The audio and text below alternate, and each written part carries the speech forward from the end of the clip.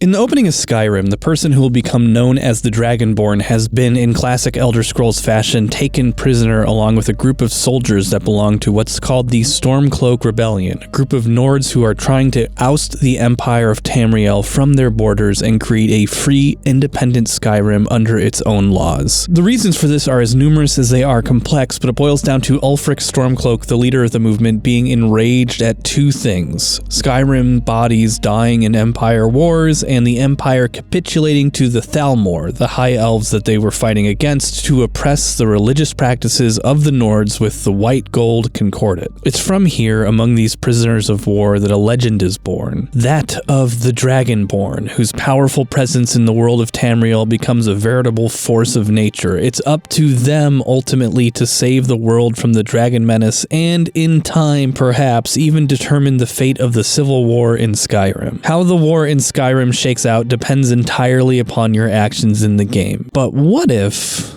this wasn't so? What if the Dragonborn never existed? What if the Civil War were to play out all on its own? Who would win? What would the implications for not just Skyrim, but Tamriel be if so? Well, today we're gonna find out. Join me as we explore the military tactics of the Elder Scrolls and definitively determine the victor of the Empire versus the Stormcloaks.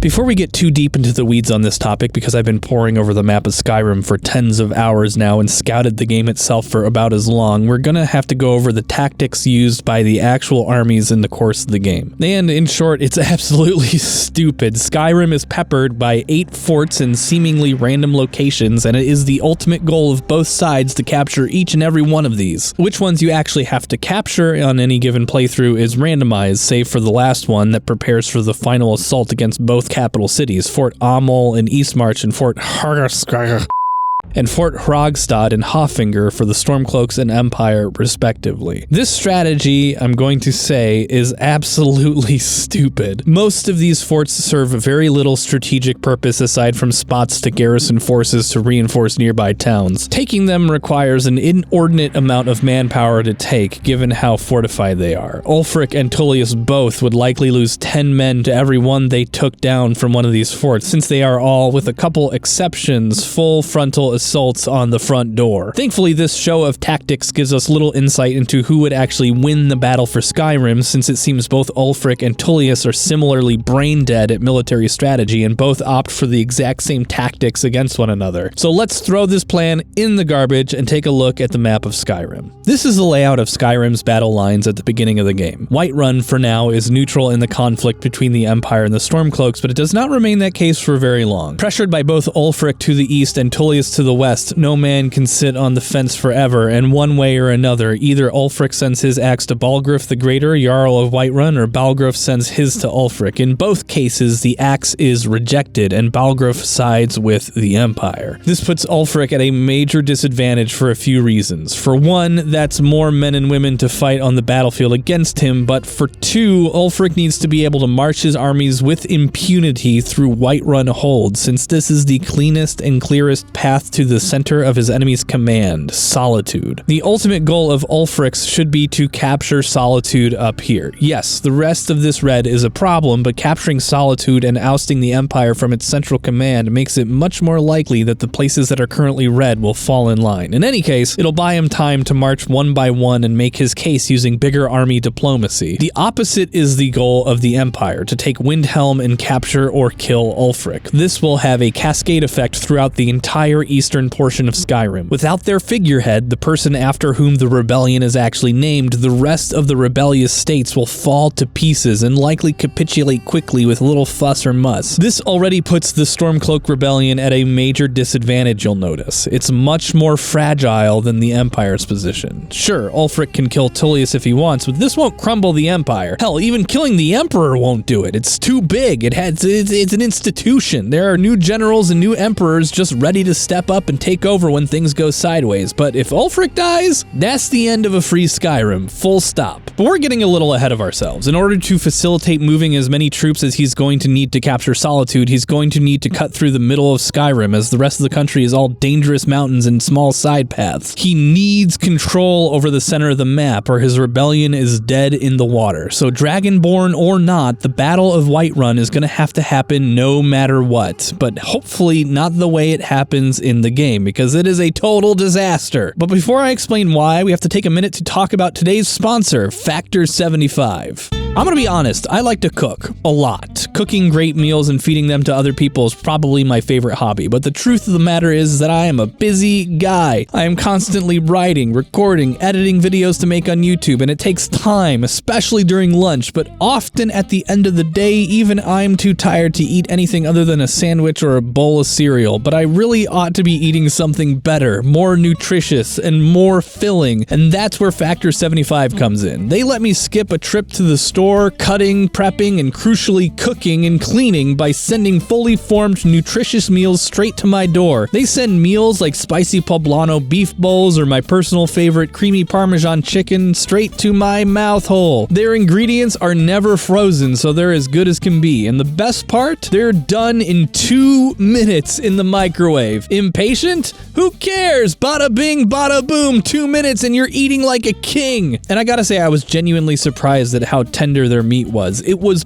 perfectly cooked, period. And if you want to get your hands on easy-to-eat, ready-made meals from Factor, head on over to Factor75.com or click the link below and use code ShoddyCast50 to get 50% off your first Factor box. That is Factor75.com and promo code ShoddyCast50.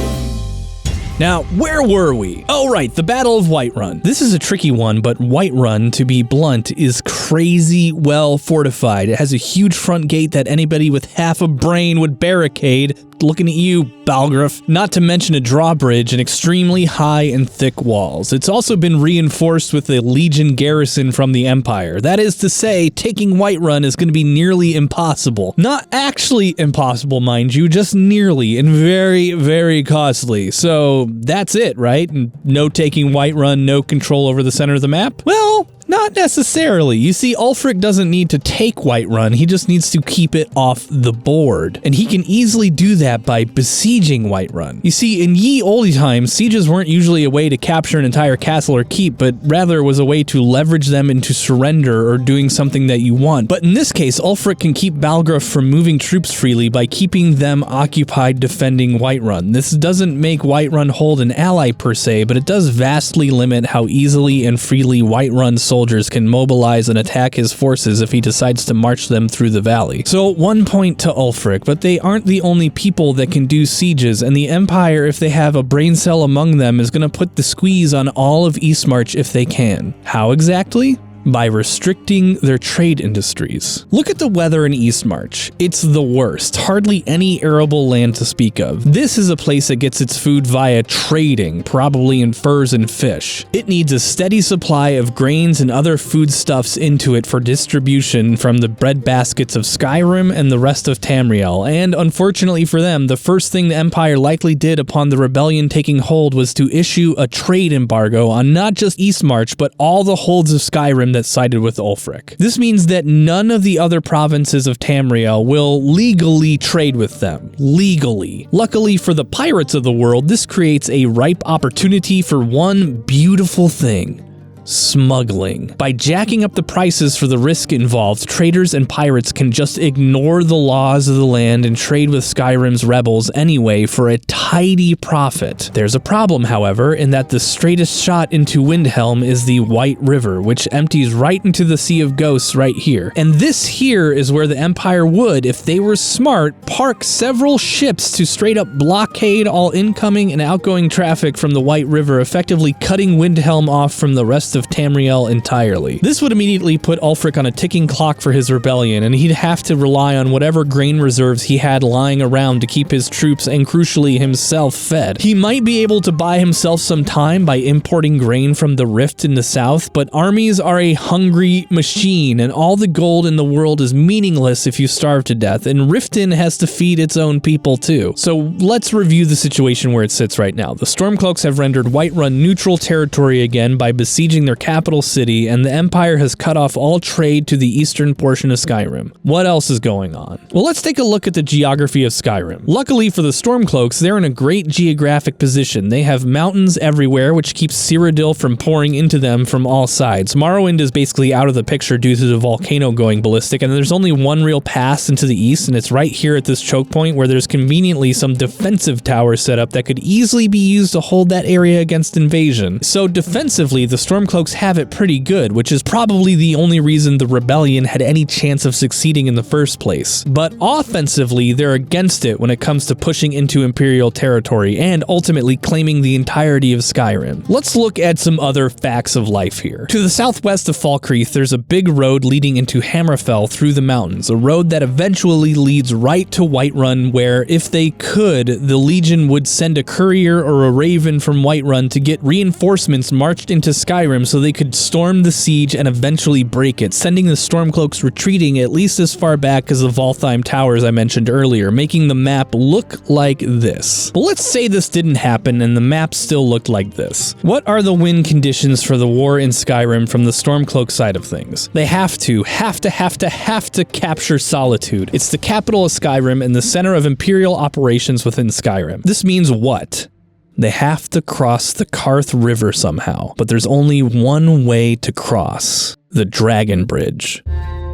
Dragon Bridge does not look like much at first glance. A ramshackle little town on one side, not much on the other, but it's one of the most important throughways in all of Skyrim, since it's the only way to reach Solitude that's not by sea, a route that Ulfric would not really be able to take since he lacks any navy to break any sort of concerted blockade of the White River. He'd have no way to actually access the water to get his men there by ocean, so the only route available to him is land, and if he's going by land, he's going to have to pass over Dragon Bridge, which is only wide enough for about 4 to 5 men to pass at a time, meaning it's a major choke point that would be reinforced with every able-bodied Imperial in the area. I'm talking arrows, spears, swords. There's no getting through this without heavy casualties. And if they get past Dragon Bridge, then they have to take Fort Hrogstad, probably the most important point of conflict since Whiterun, because if they don't and try to storm Solitude, the Legion garrison here is just going to swarm them like ants from behind, and they'll be between two enemies. Then, after taking the fort, finally they have to take Solitude, and they'll have all the same problems that they had with Whiterun. Either they storm the front door and lose hundreds, maybe thousands of soldiers in the process, if they even have them by now, or they begin a siege. A siege after taking down most of the Legion's control points leading up to Solitude might eventually work, but there are some issues with this. Mainly, we'd run into the main opponent that Ulfric will be dealing with throughout this war: time. You see, taking Solitude would not happen like it happens in the game. They would barricade the front gates, and it would take days, weeks for Ulfric to manage to get a siege engine up there to batter the door down, if they could even do it at all. Breaking a siege by storming the keep is nearly unheard of in history because it is basically impossible. You have to batter down strong doors, then squeeze your army through a choke point that's highly defended. It's a bloodbath whenever it actually happens. No, the way a siege breaks is, for some reason or other, whether it's starvation or there being no sign of reinforcements, is that the people inside give up, or the people outside give up. So someone has to give up. There are exceptions to this rule, but 9 times out of 10, this is how it goes down. And this time is time that Ulfric cannot afford. This is the capital of Skyrim, where the Queen Lady is. There's gonna be a relief army coming, if not from Morthal or Markarth, then from Hammerfell, for sure. In fact, given the geography of the area, if another army does come up from behind and catch Ulfric's army, this is pretty much the end of the entire conflict right here. Thousands of Ulfric's men would die in combat, hundreds taken prisoner as they're flanked from both sides by the armies of Solitude and the Imperial Legion. No, I have to say, in reality, I think capturing Solitude is nearly impossible for Ulfric to pull off in reality. There's no way he has the manpower to wrestle all of Skyrim into submission one by one, and he definitely lacks the resources to take the capital city without reprisal. This strategy is totally doomed from the get-go. Realistically, realistically, the Legion is going to come in way earlier than this, when Ulfric is besieging Whiterun, and they're going to push him back at least to the Valtheim Towers, effectively leaving the game where it was when it started. So what happens now with Ulfric pushed back? Well, really just one of two things. One, the Empire gives up after years of stalemate, citing the cost of the war is not worth it. What happens now isn't a free Skyrim, but rather two Skyrims, one Imperial and one Stormcloak, and it just stays that way until another war breaks out sometime in the future. This is still likely to spell disaster for the eastern portion of Skyrim, though, because the Empire isn't going to lift its trade embargoes even if it retreats its blockade. This means that the eastern Skyrim is going to have to be dependent on very expensive smugglers to get its imports through. This will strain the country's finances and maybe make them crumble to pieces entirely, or come crawling back to the Empire, or they become weak enough that the Empire launches a formal assault and cleans house. 2, the Empire persists in its blockade of eastern Skyrim and keeps up the military pressure. It's here where Ulfric's big enemy, time, finally comes into play and spells disaster for the Stormcloak uprising. The guy is gonna run out of food and money eventually, and a starving army, if it sticks around at all, is child's play to defeat. By the time the Empire marches up to the front door of Windhelm, everyone's too weak and tired to stomach a siege for long. Ulfric either gives up or is given up by his own people, and bing bang bong, the Stormcloak Rebellion is over. However you slice it, even with a dozen or so alternate scenarios, the Stormcloak Rebellion is screwed from the start without something major happening, like the Dragonborn themselves joining the fight to tip the scales. There just is not enough manpower, money, and most crucially, food and outside support for this rebellion to keep its legs all the way to the finish line. The Empire has food and relief in abundance. Essentially,